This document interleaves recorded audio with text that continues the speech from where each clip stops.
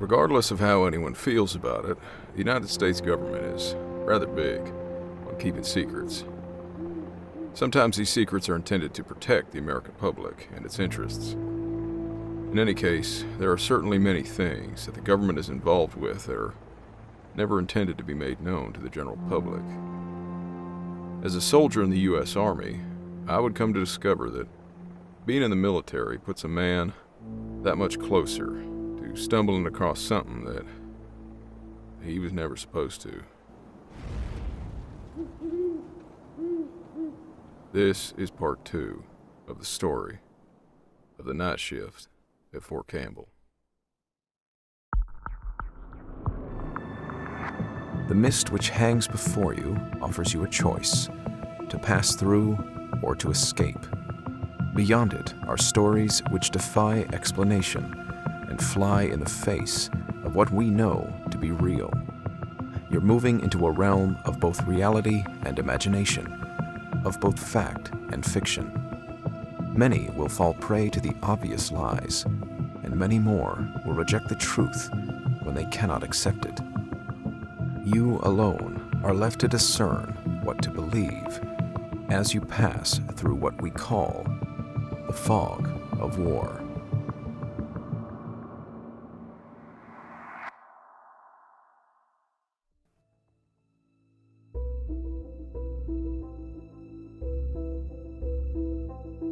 My days and nights while stationed at Fort Campbell were a great time for me. To say the very least, those 23 months were the most interesting part of my life. I say interesting because although my primary occupation was in communications, I was temporarily transferred to the Military Police Division to work as a security guard. Since fixing broken antennas, radios, and other comm gear was far from exciting, I very much enjoyed doing those daytime and nighttime security patrols along the mostly quiet back roads and secluded areas in and around the large base. However, I did have more than a couple, what I would call, strange encounters during the conduct of these patrols. One of these encounters wasn't anything you might consider highly unusual, or maybe it was. I mean no disrespect by saying that I am well aware that our government has plenty of secrets. The world is full of unseen dangers, and there are, of course, some things that are best kept under wraps in the interest of protecting not only Americans, but those countries with which we are allies. I'll give you an example. One of the biggest secrets maintained by the United States government was to conceal an entire American city from the outside world, even from fellow Americans. The city is called Oak Ridge, Tennessee, and it's actually just a few hours' drive east of Fort Campbell. For those who don't know its extraordinary history, the U.S. government built the entire city of Oak Ridge in just a matter of months, back in the 1940s. It was intentionally hidden, tucked away inside 60,000 acres of land, purchased in the undeveloped and isolated backwoods of Tennessee. The entire city, everything right down to the city streets, stoplights, and sewers, was planned and constructed by the U.S. government to house one specific group of people. These were the tens of thousands of civilian personnel, along with their families, who were secretly relocated into Oak Ridge to accomplish one goal: to acquire and prepare the materials needed to manufacture the newly developed atomic bomb. The year was 1942. The A-bomb was a new wonder weapon of mass destruction, and it was going to end the war, if not tragically. During World War II, the city of Oak Ridge was a vital part of the then top-secret Manhattan Project. As such, its very existence was kept hidden from the outside world. It wasn't even listed on maps for several years, not until after the war was over. Now, imagine how hard it is to keep an entire city a secret like that. What would happen, hypothetically, if some random hiker got lost and stumbled into the town? I have no idea. But if a private citizen learns about a government secret like that, it's probably a big surprise for him. The person might have a hard time keeping quiet about it. And if a secret that big gets out, the rest of the world would soon know everything about it. You can only imagine the potential consequences of Oak Ridge being discovered, the damage to the Manhattan Project, and the impact it would have had on the war. So you can probably also imagine the lengths to which the U.S. government went to keep it from being discovered. Let's just say I personally wouldn't want to be that random hiker. But unlike a civilian, if a person in the military, like myself, happens to stumble across something top secret, they at least understand it could be damaging to national security, and certainly to their own career, to talk about it, so they are more inclined not to do so. Again, I tell you this because when I was in the Army, stationed on Fort Campbell, there was a time when I thought me and my buddy, whom I'll just identify as Corporal Lack, might have stumbled across something like that, something that we weren't supposed to have seen. Now, something you should know about Lack. Overall, he was a good soldier, professional, easygoing, and he had a good sense of humor when it was appropriate. You pretty much couldn't help but like him. But Lack also had a habit of being a little too serious at times, and one night in February of 1988, it put both of us in a very bad position. Nearly got both of us killed, in fact.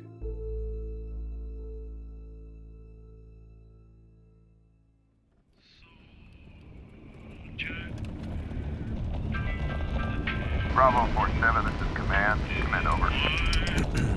This is Bravo 47. Send it. What's your current location? One cold night in February, while we were conducting our routine patrol around Fort Campbell, Lack and I received an unexpected radio call. Our dispatch informed us that they'd been contacted by the nearby dispatch center, a Clarksville Police Department, because they'd received a 911 call about a possible crash of a small civilian plane, someone having spotted it flying low over the base's southern fence line.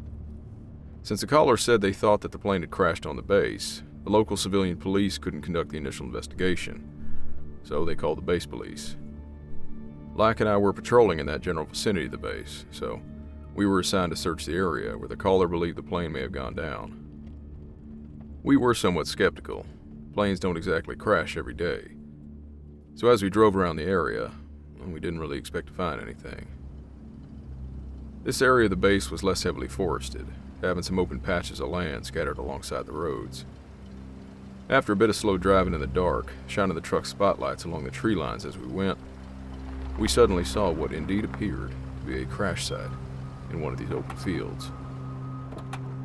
Getting out of the truck with our flashlights, we walked quickly, although very carefully, towards the wreckage, shining our lights around, trying not to step on any of the countless pieces of wreckage and debris. In hindsight, I maybe should have radioed our dispatch right away, before leaving the truck, to confirm that we had found a downed aircraft. But in the heavy darkness, I suppose we were curious and wanted to confirm what it was before reporting it, as well as to check for survivors in need of help. The pile of wreckage was billowing some steam, which was quite visible in the beams of our flashlights. The main fuselage lay among scattered debris, sitting in the middle of the field, about 75 yards from the road, about the same distance from the tree line behind it. As we got closer to the main body of the aircraft, we were shocked to realize that these were not the remains of a civilian plane. It was one of our own Apache attack helicopters, or rather, it was what was left of one. Unable to detect the smell of spilled fuel, nor seeing any indication it might catch fire, we kept approaching it, hoping again to first check for any survivors, although the general appearance of the crash site didn't seem hopeful. The ground showed a significant crater at its initial point of impact. Pieces of the helicopter were clearly buried in it, with a length of other impact points and bits of debris strewn along the ground in front of it, a number of detached rockets also laying scattered around the clearing.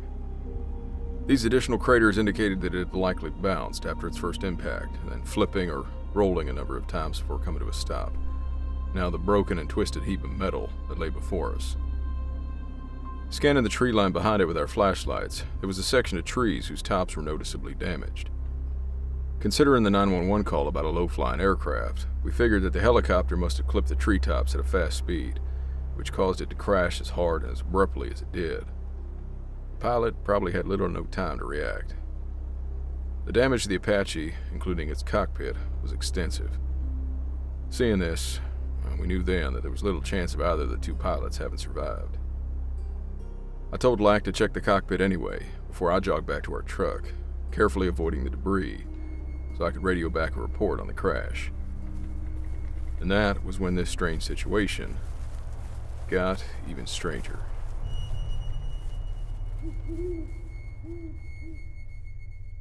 Wartime Stories will continue right after this. And now, back to the story.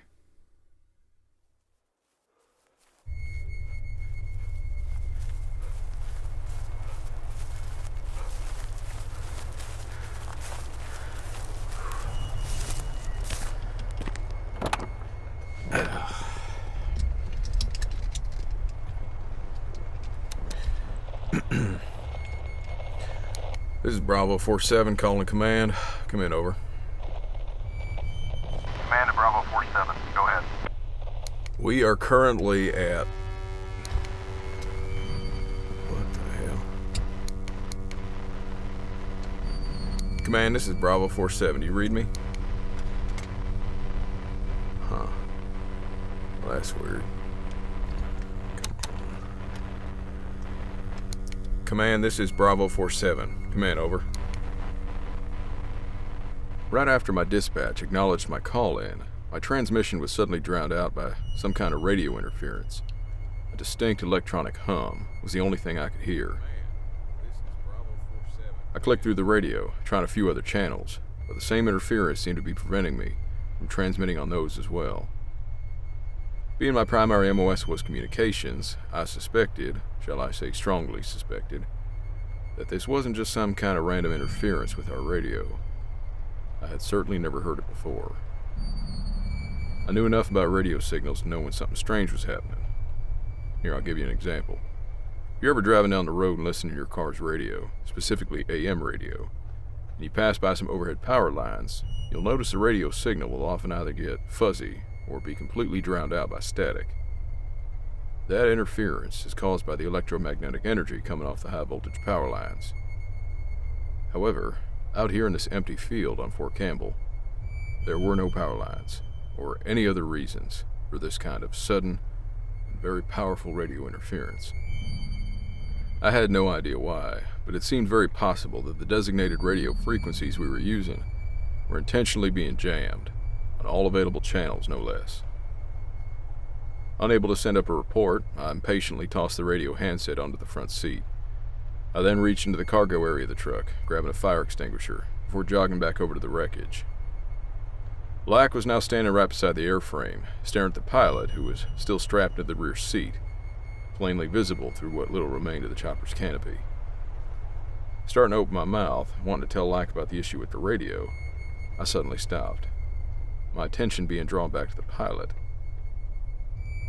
He wasn't wearing the right uniform.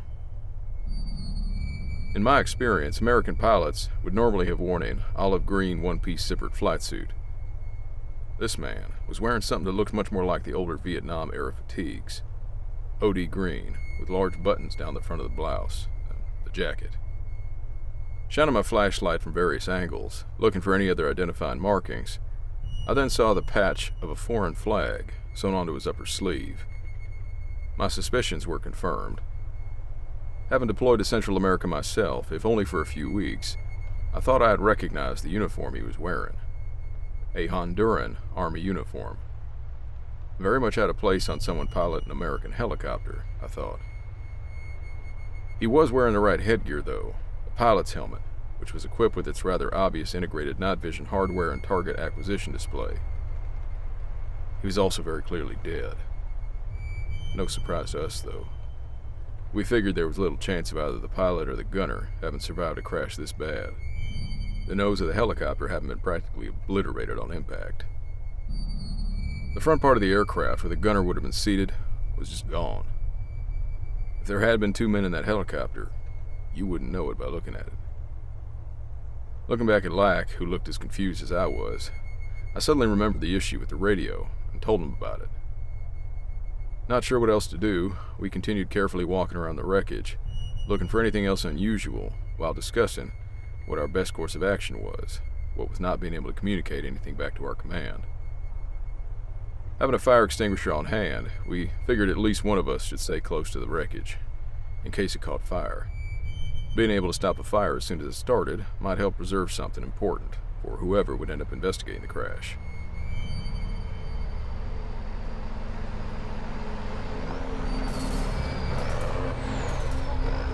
Suddenly, we heard the sound of vehicles approaching. soon followed by headlights on the nearby road. Now, things got even stranger. 2 Humvees and an M35 troop transport truck sped up to the clearing, stopping abruptly. A dozen or so soldiers wearing black uniforms, very unusual, quickly filed out of the back of the Deuce. They swiftly approached the wreckage, scanning the area, the 2 of us included, their M16s out and ready. Very odd behavior for investigating a crash site like this, I thought. Especially as they kept pointing loaded rifles at what were clearly 2 fellow soldiers. None of them wore any divisional insignia nor had any name tags on their uniforms. They wore only a subdued patch of the American flag on their sleeve. One of them did have sergeant's bars on his collar, and another had a corporal's, but the others had no rank identifiers whatsoever. A colonel, a lieutenant colonel, and 2 majors then got out of the Humvees, identifiable by the rank they wore on their collars, but none of them had any divisional insignia or name tags either. As they approached us, still standing next to the wreckage, 4 soldiers from the larger group walked over and joined them. The colonel suddenly pointed at us and shouted, "You will leave now." Remember when I said Lack had a bad habit of taking his job too seriously? Well, this is one of those times. He got, if you will, all formal and by the book. He firmly told the colonel that we were not leaving the area until we were properly relieved, according to the rules and regulations and all that. Well, the colonel was clearly not happy with his response. By the look on his face, his 2-second fuse was already halfway burnt. Personally, I felt that the regulations on this were pretty clear and obvious. The colonel was very much our superior officer, and he'd given us direct orders to leave. I was fine with obeying those orders and leaving right then and there. But for the life of me, I don't know what Lack was thinking. And I certainly did not expect what happened next. The colonel turned to one of the blacked out soldiers, the one wearing sergeant's bars, and very clearly said, "Sergeant, if they are not gone in 30 seconds, kill them." He then turned back to face Lack as he continued his instructions to the sergeant. "And dispose of their bodies along with that." He was pointing at the wrecked Apache. Sergeant No Name then stepped forward and brought his M16 up to shoulder, pointing it directly at Lack's chest. Now, I'm not a very good poker player, but I sure as hell know when I need to fold my hand and walk away from the table. I quickly turned and walked back towards our truck. I didn't say a word. I got into the driver's seat, started the engine, held my foot down on the brake, and put it in gear. I kept staring straight ahead at the road, praying that Lack would wise up and get in the damn truck. Thankfully, he was climbing into the passenger seat about 3 seconds later, having evidently changed his mindset. Keeping my eyes straight ahead, I immediately drove us the hell out of there.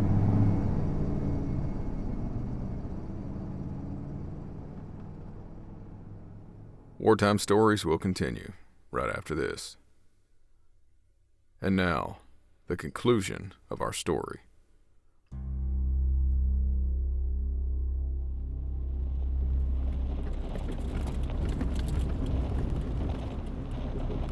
Bravo 47, this is command. Come in, over.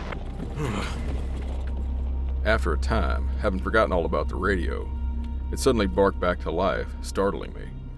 I hadn't even realized that the electronic hum had stopped. Dispatch was calling us, asking if we were okay. As calmly as I could, I replied that we were fine. They asked what I had attempted to say in my initial radio transmission before the strange interference had started up. With some hesitation, I replied that we hadn't found anything yet, and that we planned on continuing our search of the area. Several hours later, when we got back to the station at the end of our shift commander pulled us into his office. In what I thought was something of a tentative manner, he asked us if we had ended up finding anything during our search of the woods. As I have previously indicated, this wasn't my first rodeo. I've been down this road before, and I knew full well that silence is golden. Clearing my throat, looking first at Lack, then back at the shift commander, I quietly said that, no sir, we hadn't seen anything out there. Nothing unusual to report. Lack seemed like he was about to say something, but then he simply nodded, said the same thing. Nothing unusual. We all just stood silently in his office for a moment. Commander seemed rather pleased by our replies. I could swear by the look of relief on his face, he knew more than what he was either willing or able to tell us. He then dismissed us, and I was very relieved to be dismissed. I left the station, and Black did too. I don't even think I stopped anywhere to get anything to eat on my way home. I simply drove back to my tiny base apartment and sat in the dark in my tiny living room. The night's events raced through my mind. I wondered why things like this had to happen to me. I couldn't come up with an answer, so finally, I went to bed.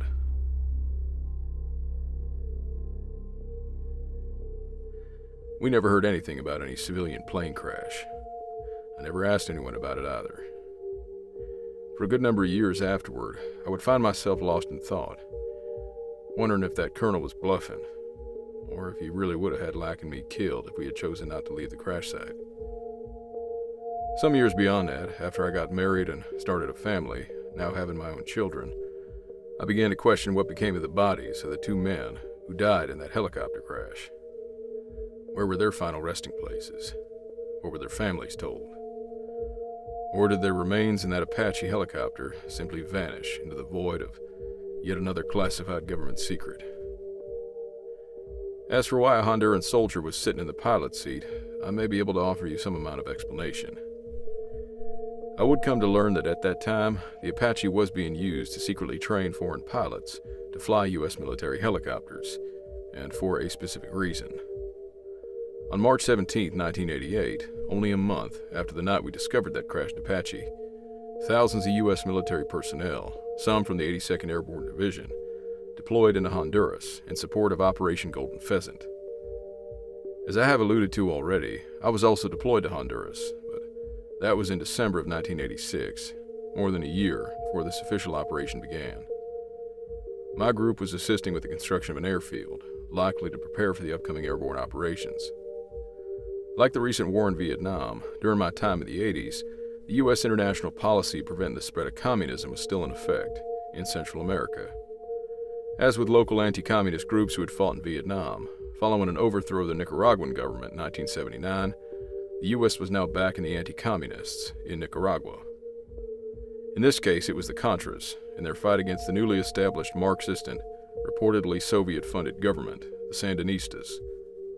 Operation Golden Pheasant was billed as an emergency deployment readiness exercise, a simple joint training exercise between the U.S. and Honduran militaries. But our soldiers were evidently deployed ready to fight, not only to conduct training.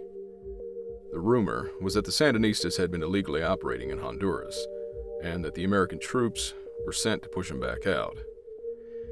However, Pentagon officials assured the public that our troops would be staying well away from the border, where the U.S.-backed Contra rebels had reportedly been fighting with the Sandinistas. Whatever the true events were, following this rapid deployment of U.S. troops into Honduras in March, the Sandinistas quickly withdrew, and the U.S. troops were pulled back out by the end of the month. Ultimately, though, the U.S. government's support and funding of the Contras was frowned on by many Americans. When it was discovered that the U.S. government had been covertly selling arms through Iran to bypass congressional approval, it sparked a rather nasty political controversy back in the late 80s. Such is the result of the uncovering of government and military secrets. With nothing else to go on, I'm not sure if this offers some explanation about that crashed helicopter we found, with a Honduran pilot behind the stick, or the strange behavior of that colonel, his blacked-out soldiers, and even my own night shift commander. Well, what I do know is that I haven't told you everything. I still have a few strange stories left, one of which took place in late 1986, during those few short weeks I spent down in Honduras. But first, speaking about military aircraft falling out of the sky, I suppose I should tell you the most bizarre thing I saw during my time on Fort Campbell.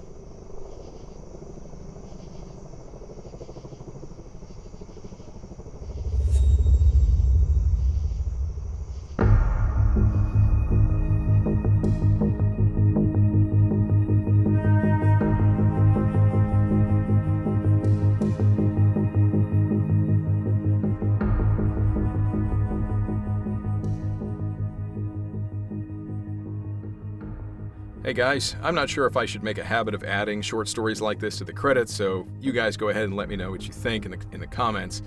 But since this episode involved a crashed Apache, for those of you who saw the Kitsune episode or remember the dedication I did at the beginning of that, my good friend Jimmy was also a pilot whose Apache tragically crashed on Fort Campbell, no less, back in 2018.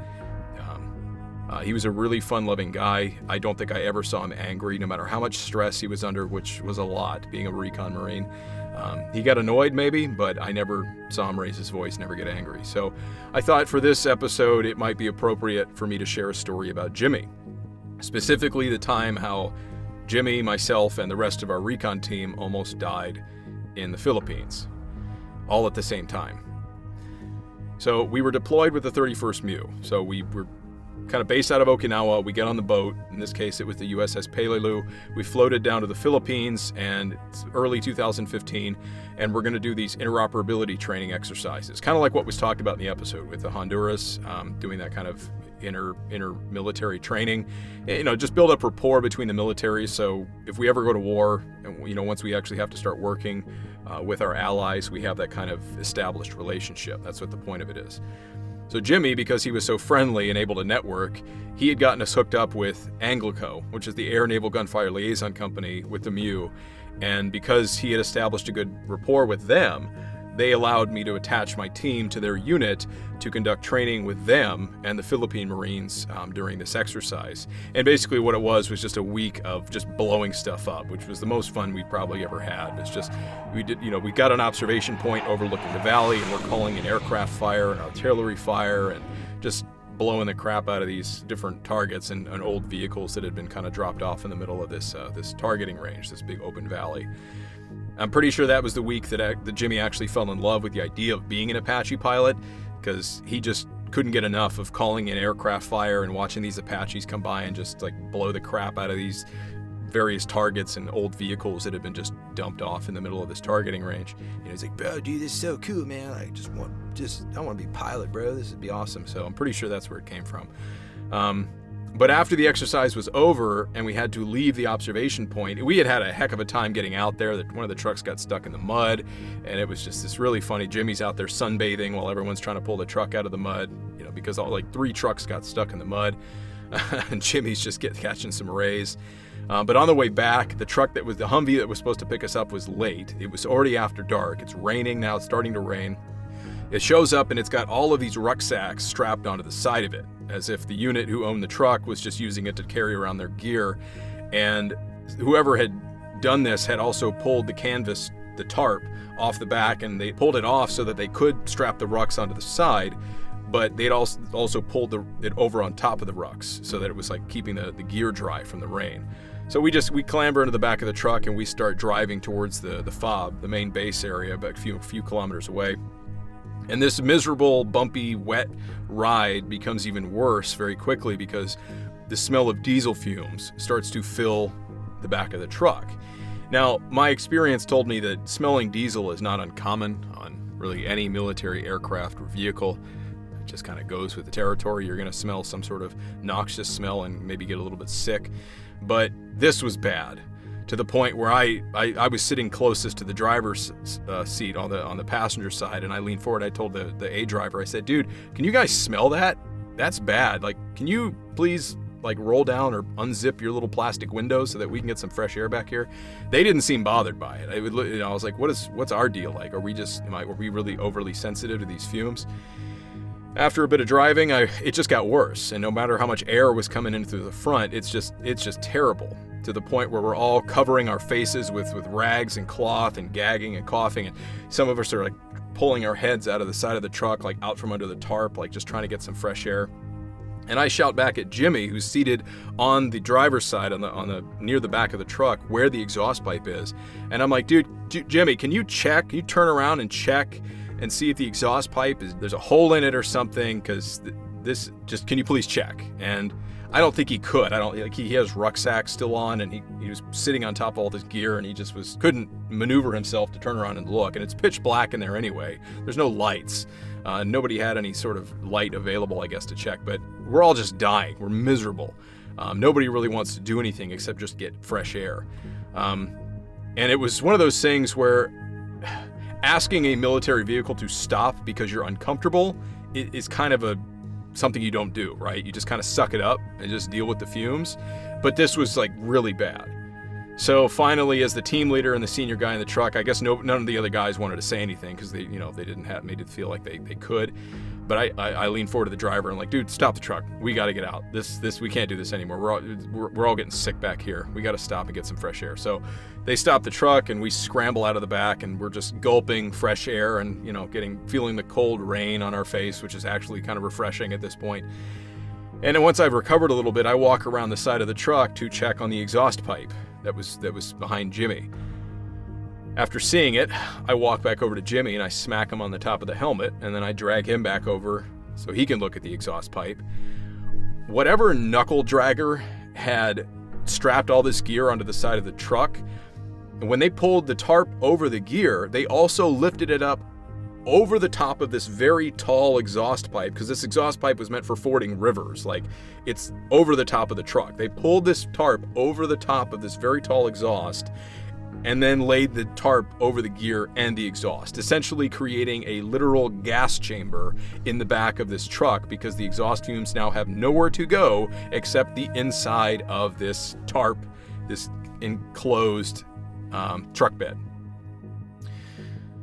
So we said, screw these guys and their gear, and we just, of course, pulled the tarp back over the exhaust pipe and just let their gear get rained on so we didn't die.